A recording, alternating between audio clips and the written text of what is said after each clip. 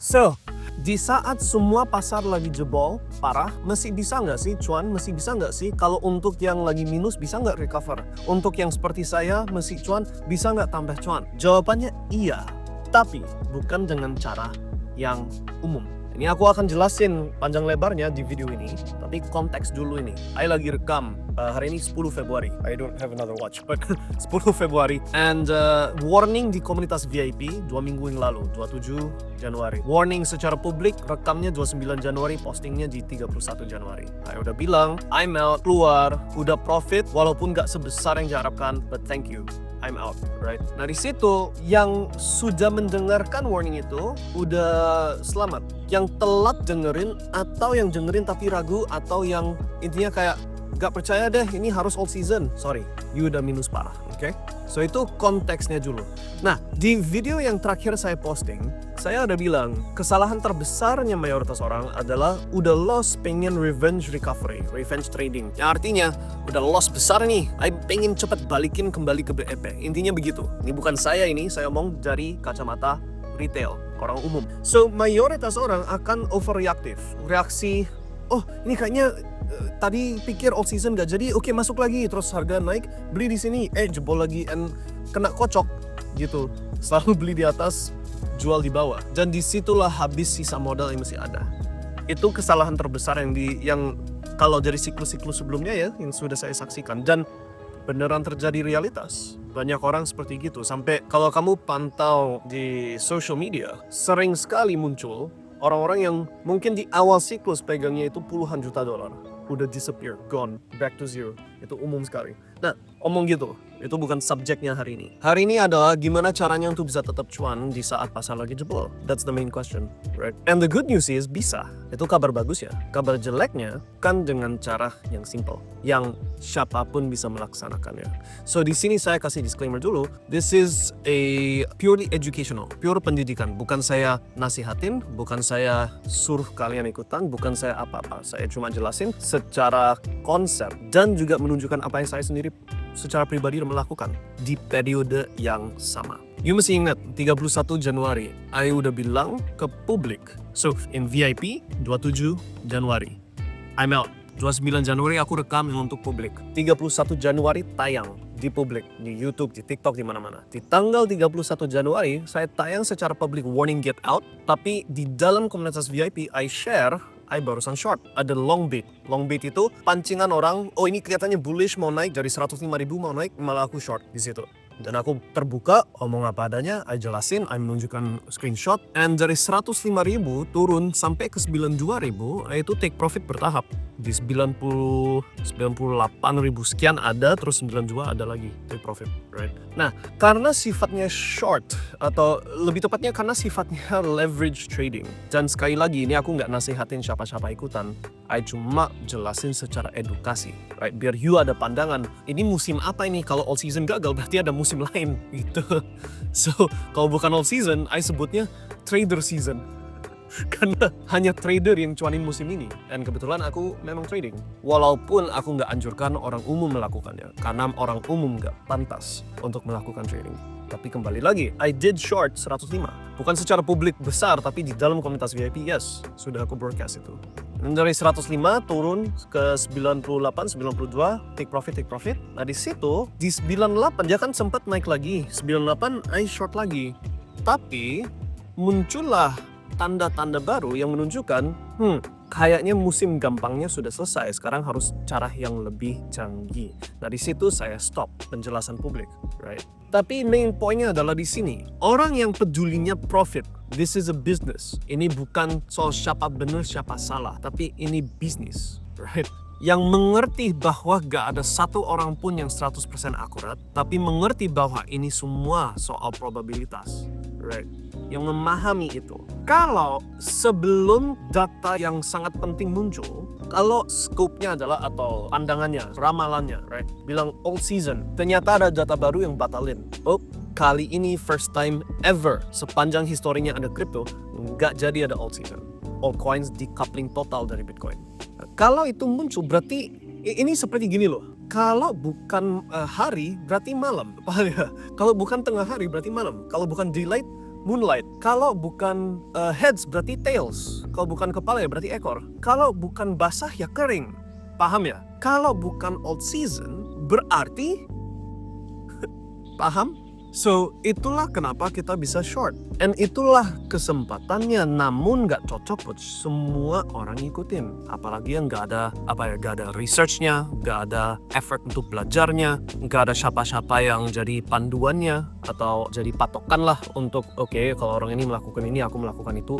Right? Nggak cocok, karena ada resiko. So, what is this? Well, kalau mengambil, and again ini aku jelasin di level ini untuk pendidikan umum. Saya nggak saranin siapa-siapa melakukan apapun. Tapi intinya begini, this konsep yang bernama trading itu sebenarnya cuma satu bentuk yang kita sebut leverage. Leverage itu, so mungkin jelasin di level shorts dulu deh, karena itu yang saya lakukan. So, what is a short? Short itu begini. I terima PO, kamu mau pesan Bitcoin nih, right? Di harga 105.000. I bilang, oke nih, I minjem dulu Bitcoin, I jual dulu. Kayak PO gitu. Udah terima dananya, tapi barang Bitcoinnya aku belum kasih. Tapi di harga 105. Nah, I nunggu. Kamu udah aku jualin di 105. Cuma nunggu ini, mana ini Bitcoinnya. Ini kayak PO gitu loh. Minggu depan 92.000. Berarti aku bisa beli. Buat kamu aku udah jual satu Bitcoin di 105.000. Tapi karena setelah nunggu seminggu udah turun ke 92.000, I bisa beli satu Bitcoin bukan pakai modal 105.000, cuma 92.000. Nah, sisanya selisih itu buat saya. Nah, itu short. Nah, sebaliknya kalau naik, kalau aku salah, right? 105 aku udah janji kasih kamu Bitcoin, kamu udah kasih aku duit, right? Malah jadi 200.000 minggu depan. Ya berarti selisih ke atasnya itu kerugian saya. Paham ya? Karena aku harus tetap kasih satu Bitcoin nanti gitu. Nah, secara simple itulah yang namanya short gitu loh. Terima PO dengan harga yang udah fix, nanti barangnya aku pesan di harga yang fluktuatif nanti. Kalau turun, ya aku bener cuan. That's a short. Nah, karena itu menggunakan yang namanya leverage, kalau kamu nggak ngerti risk management, kalau kamu nggak ngerti money management, kalau kamu nggak ngerti di mana harus cut, di mana take profit, hancur gitu loh. So it's not recommended untuk mayoritas orang.